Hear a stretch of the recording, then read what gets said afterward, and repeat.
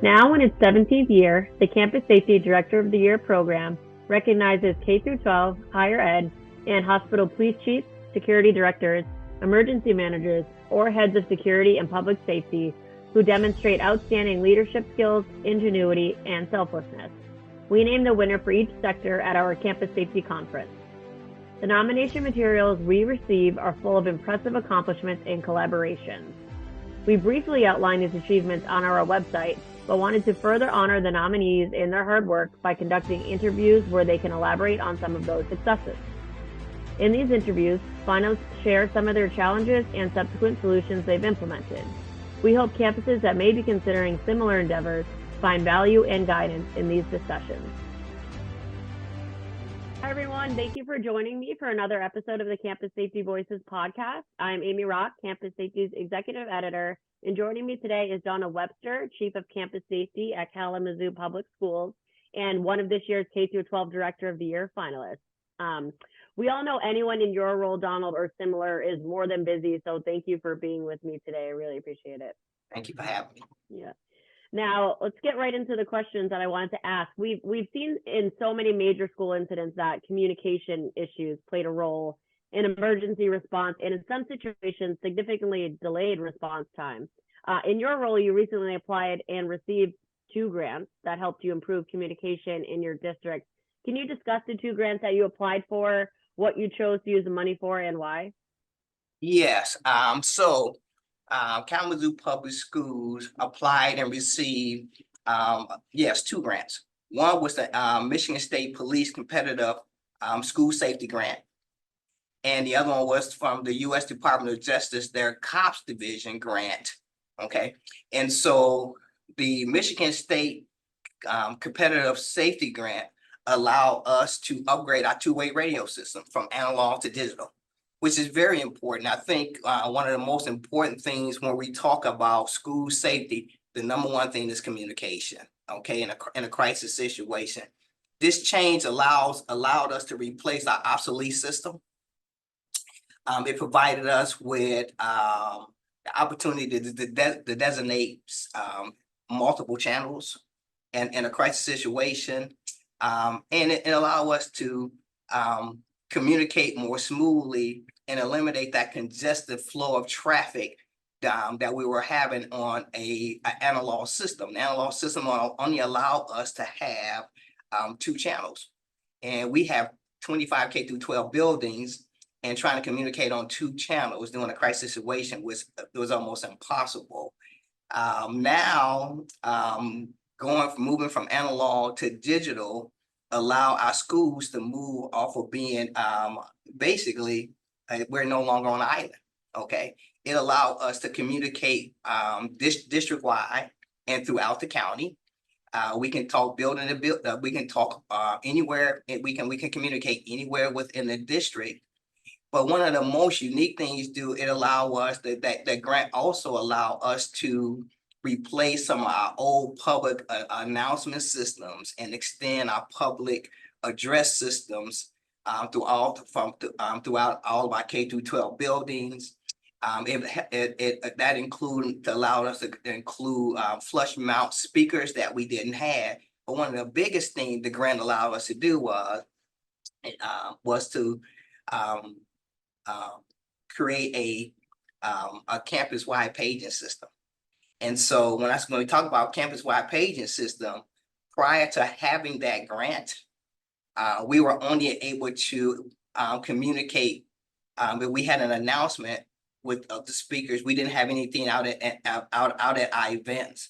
At our event, football fields, baseball fields, basketball field, parking lots, schools, our bus loops. Now we're able to communicate in a crisis situation. If we had to do a lockdown, we are able to move folks in it. The second piece, the second grant that we applied through the U.S. Department of Justice, the COPS Division, was my current two largest high schools did not meet the minimum coverage as it relate to first responders. And so most police agencies across the country operate on a 700, 800 megahertz radio system, okay?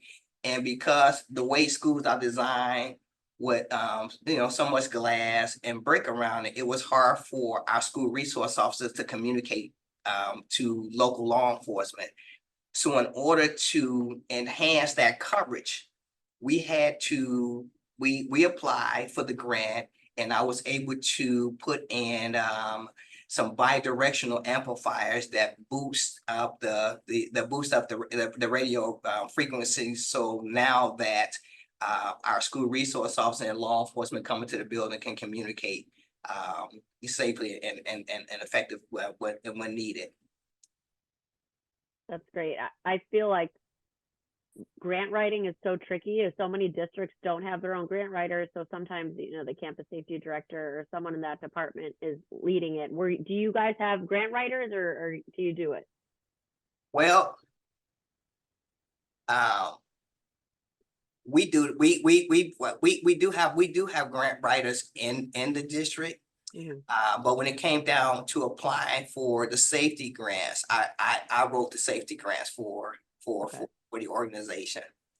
So some of the challenges, we came across when you're writing grants is, first thing is to understand what problems you're trying to solve with technology, and then being able to clearly articulate in the grant what you need. Okay. I said most safety grants, as we all know, are very competitive. They're competitive grants. Okay. So you really need to be able to explain what the problem that you're trying to solve. Okay. And then how are you going to use those funds to solve that problem? How were you able, did you find certain things that you were able to do to help overcome those challenges, or like any tips that you have for writing technology-based solutions for grants? Well, I think the number one thing we need to know when you're writing grant is, technology is needed in today's world. Okay. And it keeps us engaged in all the changes and threats that are going out there. I think, like, again, the first thing, you got to understand what the problems are that you're trying to address, and how are you going to solve that with technology? Okay. So I look at Kalamazoo Public School it's a large school district. Okay. And trying to find time to craft a thorough grant is hard to do sometimes in the school district is big. Just finding the time. I got 25 K through 12 buildings. Okay. And so it's finding that time to actually being able to gather the information from the different buildings, trying to understand what technology that they need in those buildings. And then, trying to, when you writing a grant, you run into problems because, trying to accessing a technology, that trying to figure out is it a technology thing you need, or is it staffing that you need when you're writing a grant, and just always determining what buildings need what. Things that are occurring across the country is driving technology. So finding the right technology that you need for your buildings, okay, and finding out what is the best fit technology that you need for your building. And so those are kind of the problems that you run into when you're looking at writing or preparing a grant document.